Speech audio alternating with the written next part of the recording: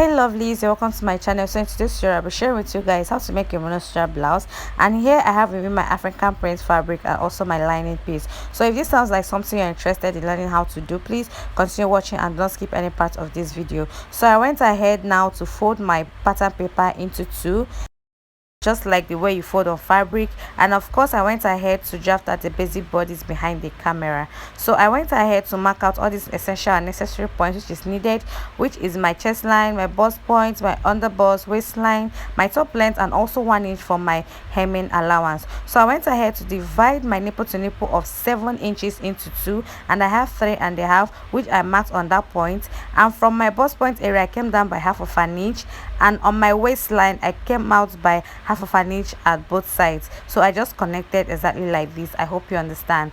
So on that point now I am going to mark my under bust circumference of 8 inches, because yeah, that's actually what I'm working with at this point. So I'm going to go ahead to divide my waist circumference of 33 inches into 4, and I'm going to mark what I have on my top line, because of course that's where my top actually ended. So from my chest line I'm going to connect to my under bust and as well to my top length. I'm going to be dropping the link to how to draft the basic bodies in the description box. Okay, so the next thing I'm going to do now is to replace that dart intake which I took on my waistline of 1 inch, and I'll go ahead and connect just like this. So we are replacing this dart the exact place where we took the dart. I hope you understand. So this is just how I went ahead to replace this my dart intake, and you are to connect like this. So now I'm done connecting. I'll go ahead and add 1.5 inch, which is serve as my sewing my sewing allowance actually. So I'll go ahead and mark this all the way to my top length, and I'll connect with my ruler all these dotted lines together. So after this, the next thing I'll go ahead to do is to cut this out, because okay, I'm done with the drafting. Okay, so this is, watch carefully how you have to cut. Please do not tamper with the armhole area. Okay, so under my neck area I actually have a neck width of 3 inches, and from that point I went up by half of an inch, and I connected to the other part of my shoulder. I'll be dropping this link in the description box so you can go ahead and watch how to draft a perfect basic bodies. Okay, so the next thing I'm going to do now is to open up this already drafted basic bodies, and to also give this our one hand or monostrap shape. Okay, so now having spread this out, I'm just going to connect this line all the way, like my shoulder line, that shoulder line. I'm just going to connect it to the other side of my paper. I know everything is not showing, but trust me, you understand what I'm doing right here. So after that, now you're going to determine how deep you actually want your monostrap to be, and I went ahead to mark 5 inches from that my shoulder line, and from exactly my neck opening I'm going to connect from that part where my neck opening stops, which is my 3 inches. That point I'm going to connect into the 5 inches which I came in by at the left hand side of my pattern paper. I hope you understand. So you can actually go ahead and give this any type of neckline you wish to give it, but me, I just went ahead to give it a straight cutting. I hope you understand. So at that center point I went ahead to mark 2 inches downward, and from that my neck width opening I went ahead to connect the 2 inches which I marked at the midpoint of this my dress, and I'll go ahead to connect this all the way into the 5 inches which I came down by from my shoulder line. So having done this now, I'll go ahead again to add a little bit of half inch to this, because I don't really want it to upward. I hope you understand. So this is it, and I'll go ahead and connect this, and after connecting this just like this, I'm just going to carefully connect this because I don't want it to exceed the 5 inches. Okay, so I connected with my ruler just like this, and after connecting I went ahead to blend that pointy area, because no, it's not meant to be pointy at all.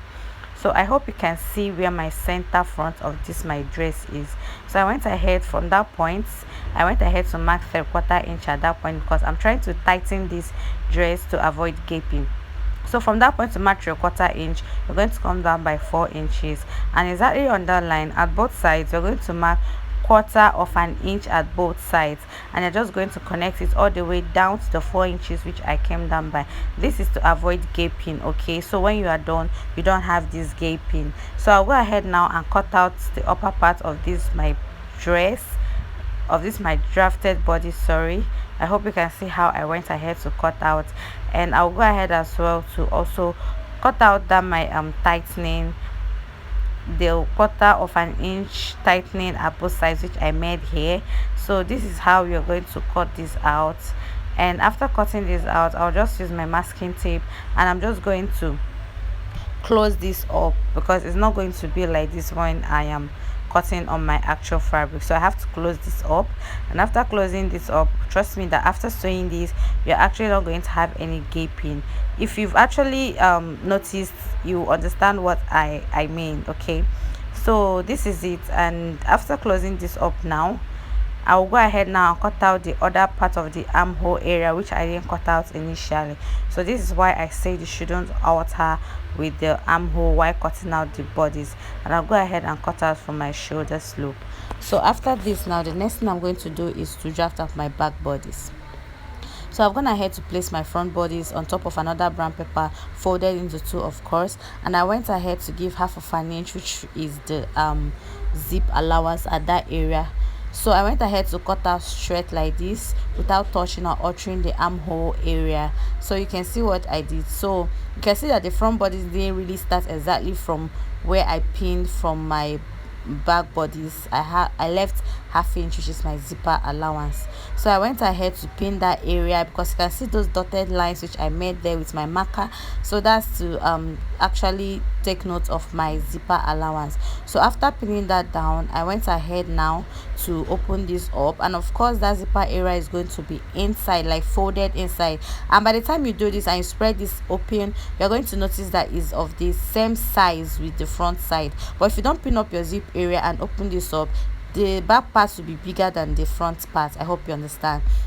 So after making sure that this actually fits at both sides, it actually fits, trust me, I went ahead to cut out exactly the way I cut out for my front bodies, okay? So this is it, and this is all I did for this, honestly speaking.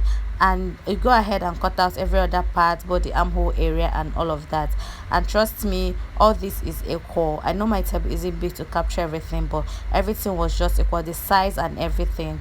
So this is it, and I went ahead to remove all the pins I used in pinning this together with the back bodies.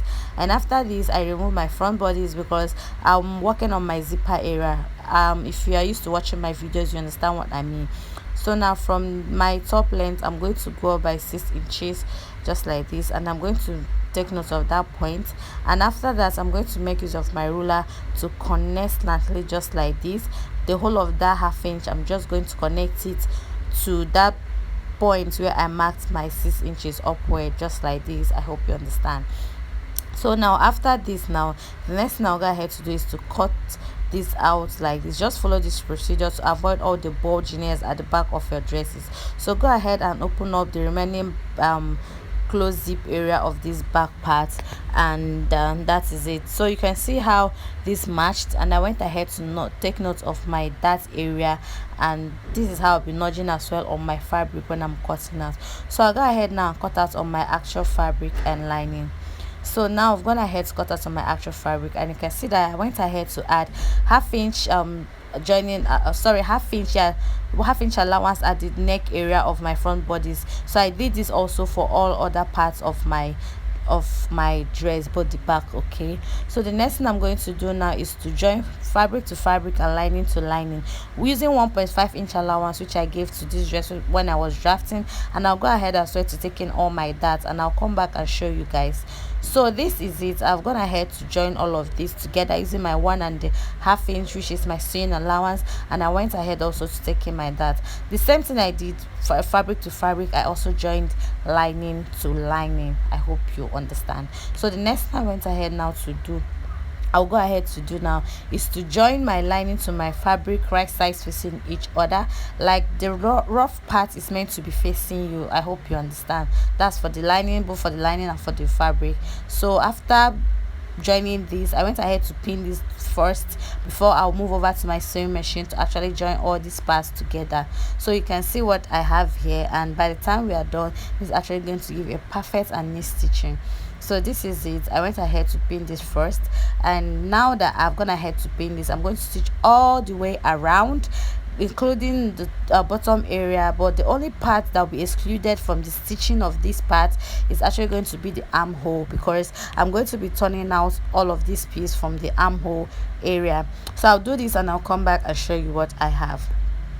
So I've gone ahead to do this, and this is exactly what I have. If you look closely, you see all my stitching all the way around this particular dress, and trust me, you're almost done with this dress if you're actually making a blouse only. Okay, so I went ahead to remove all the pins which I used in pinning this earlier on, and I'll go ahead now to flip this over to the right side.